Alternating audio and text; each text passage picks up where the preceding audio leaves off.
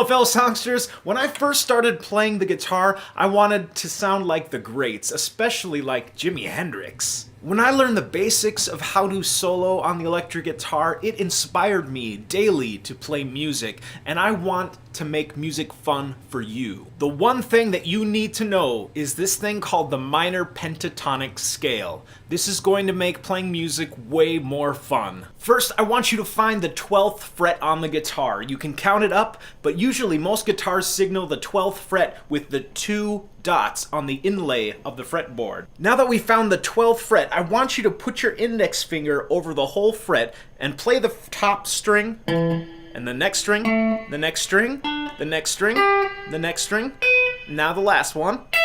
Now you've just played half of the minor pentatonic scale in the key of E. Congratulations! Now there's a number of ways to memorize the second half of this E minor pentatonic scale. You could just use 15, 14, 14, 14, 15, 15. You could also imagine if each finger had a fret to do pinky, ring, ring, ring, pinky, pinky, or count the gaps in between the scale and go there's 2 gaps, 1 gap, 1 gap, 1 gap, 2 gaps, 2 gaps.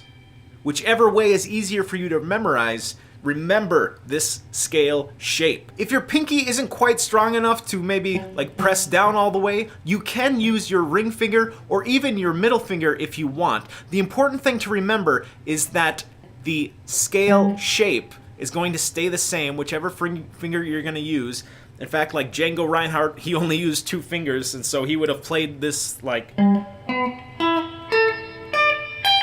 Either way, whichever's easier for you to play, I want you to do that. I want you to be having fun playing music. So now that you learned the second half of the scale, I want you to put it together with the first half, the easy half, the one that's all on the 12th fret.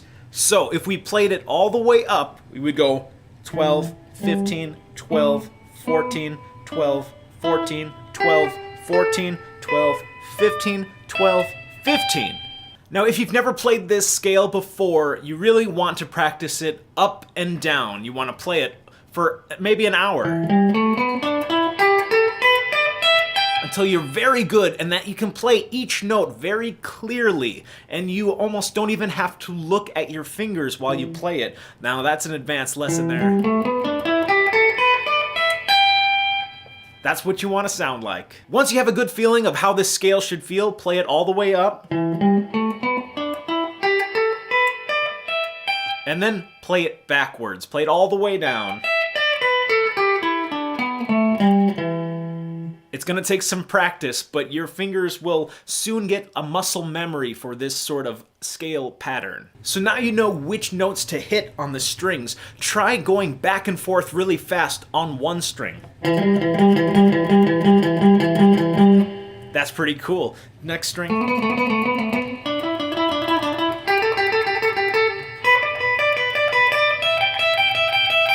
That's really cool. Now you can actually do that without hitting the string every single time. We sometimes call that hammer on and pull off. So you hit a string, you hammer on, and then you can pull off. But you can just keep going. It hurts a little bit to get used to it, but it sounds really cool when you're playing it.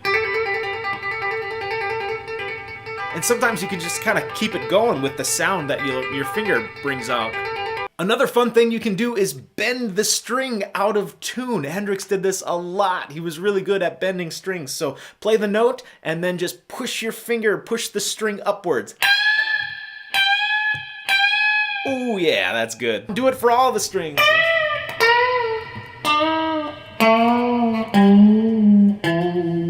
Now remember, you can hit more than one note at a time. You could even play all those 12 notes using your one finger. That all fits in the scale. How about trying to play the 2 highest notes on the 15 at the same time? What about these 2 12s? What about them back to back? Now that you know which notes to hit, it's time to combine everything that you know about playing the guitar, including bending and playing multiple notes and hammer-ons and pull-offs, and just sort of use your imagination to come up with your own solo. So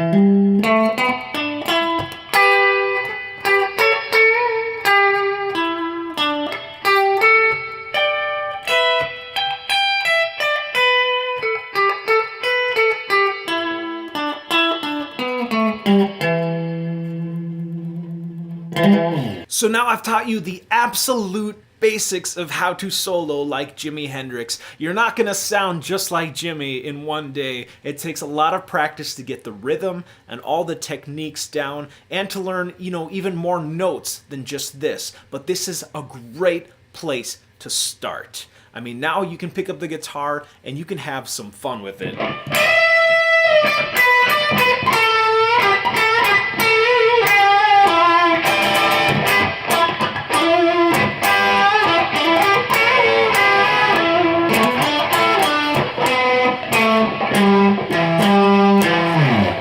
It's fun, man. It's so much more fun when you're playing a solo lead guitar. The last thing that I want to teach you is something that blew my mind when I was a lot younger.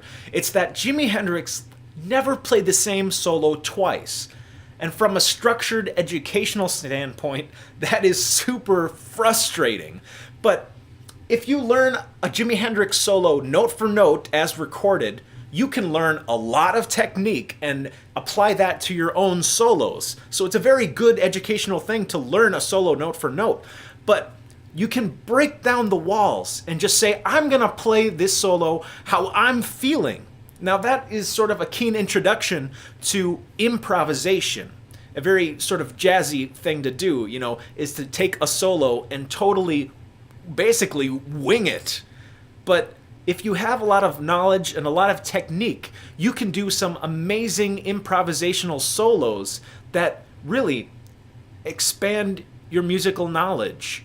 So keep that in mind. You don't need to learn the solo note for note or to learn my solo note for note. You can make your own voice to express yourself. And that is something that really is eye-opening to me, and I hope that you kind of get a grasp and sort of understand that side of music. That being said, I wrote my own Hendrix-influenced rock and blues song that you can solo over using that E minor pentatonic scale. So please, without any further ado, here's my new original song, Inverted Intermission. Please, play along and enjoy the following.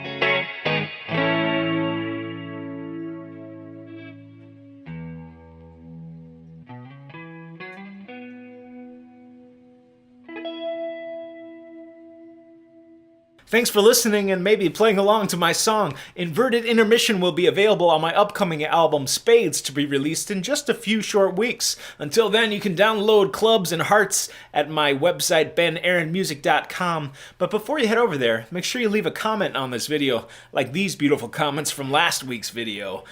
I really admire your abilities, and now steeping into lyric writing. What an interesting blend of sounds. This is Superman. Thanks for this amazing lesson. I can tell you love what you are doing.